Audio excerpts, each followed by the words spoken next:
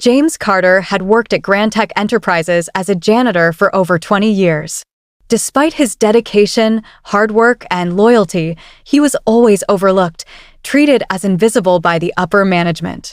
But he never complained. He took pride in his job, ensuring that the floors shined and the offices smelled fresh every morning. One morning, as James mopped the lobby, a loud, arrogant voice echoed through the hall. "Hey, you missed a spot, old man." The voice belonged to Richard Thornton, the new CEO, a man known for his condescending attitude and lack of empathy. James smiled politely and continued his work, but Thornton wasn't finished. "Actually, why are we even paying you? This company needs a fresh, modern look. You don't fit in here anymore." James paused, gripping the mop handle tighter. "Sir, I've been working here for over 2 decades. I don't care how long you've been here. You're fired," Thornton declared loudly, drawing the attention of nearby employees. Security escorted him out. Stunned silence filled the room. Employees whispered among themselves, horrified by the unjust dismissal. But James, with quiet dignity, nodded and walked out without another word. He didn't know that karma was already on its way. After leaving Grand Tech, James sat on a park bench, staring at the city skyline. He felt lost, betrayed, and uncertain about the future. A young woman approached him. "Excuse me, sir. Are you Mr. James Carter?" He looked up, surprised. "Yes. Who's asking?" She smiled warmly. "My name is Olivia Brooks. I work for the Prestige Group. My boss has been looking for you. He wants to meet with you." James frowned. "Why would your boss want to meet me?" "Because he owes you a debt," she said simply. "He said you would understand." James hesitated but eventually agreed. Olivia led him to a luxurious skyscraper, the headquarters of the Prestige Group, one of the most powerful corporations in the country. Inside, James was led into a lavish office where an older man sat behind a large desk. The man stood and extended his hand. "James Carter, it's been a long time. You probably don't remember me, but I remember you. And now it's time for me to return the favor." The man introduced himself as Michael Donovan, CEO of the Prestige Group. 30 years ago, I was just a struggling intern at Grand Tech. My car broke down one winter night, and I had no way to get home. Everyone ignored me, except for one person. James' eyes widened as memories came rushing back. "You were the kid I helped that night, gave you my coat, and waited with you until help arrived." Michael nodded. "That small act of kindness saved me. And now it's my turn to help you. I want you to work for me. Not as a janitor, something much bigger." James was speechless. "But I don't have the qualifications for a corporate job." Michael smiled. "You have something more important: experience, work ethic, and integrity. I want you as my senior advisor." James could hardly believe it. He had been fired unjustly, but fate had something greater in store. James embraced his new role with unwavering determination. From the very beginning, he proved that he was more than just a janitor.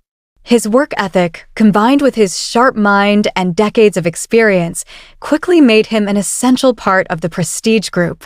In a matter of months, James became the company's senior advisor, a position that granted him the ability to influence decisions at the highest levels.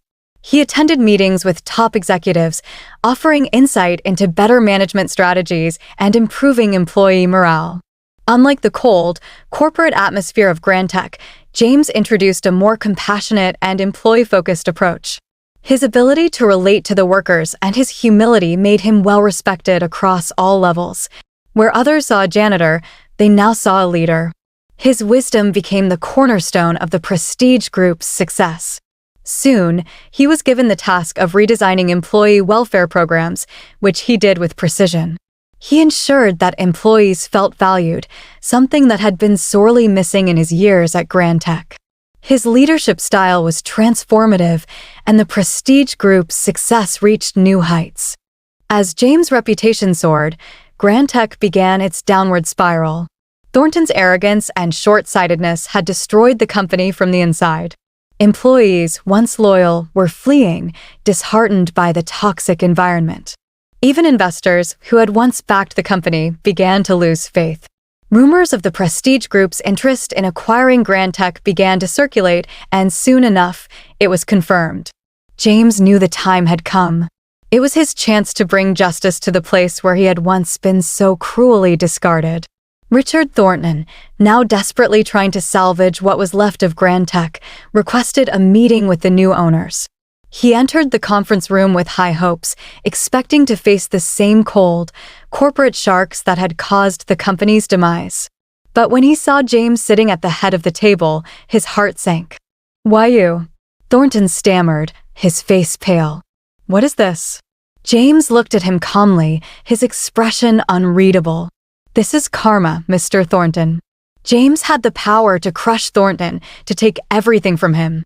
But instead, he chose to offer the man an opportunity, a chance for redemption, something he had never been offered.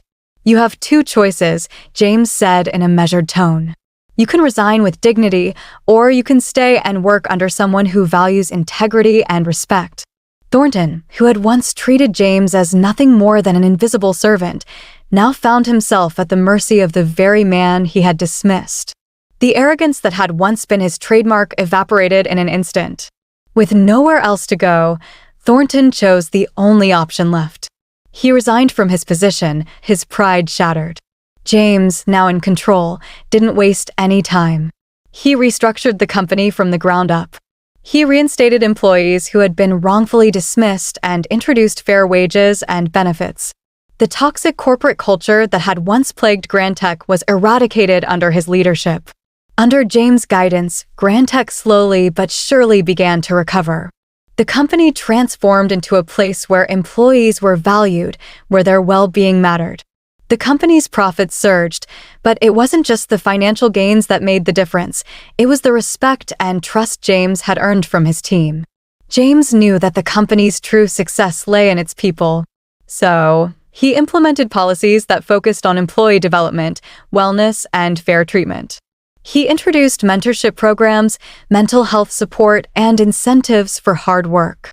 It wasn't just about profits anymore. It was about creating a legacy of respect, fairness, and opportunity. Employees who had once been dismissed in favor of ruthless corporate interests were now thriving. The company became a shining example of what a business could be when its leaders put people first.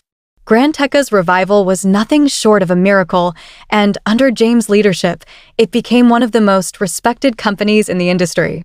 Years later, James sat in his office at Grand Tech, looking out over the city that had witnessed his incredible journey.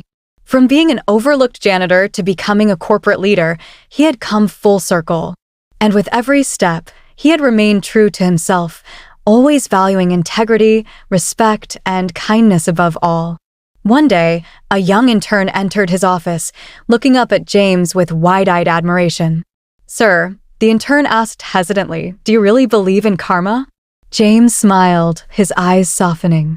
He leaned back in his chair and thought for a moment before replying, "I believe that what you put into the world comes back to you in ways you can't always predict.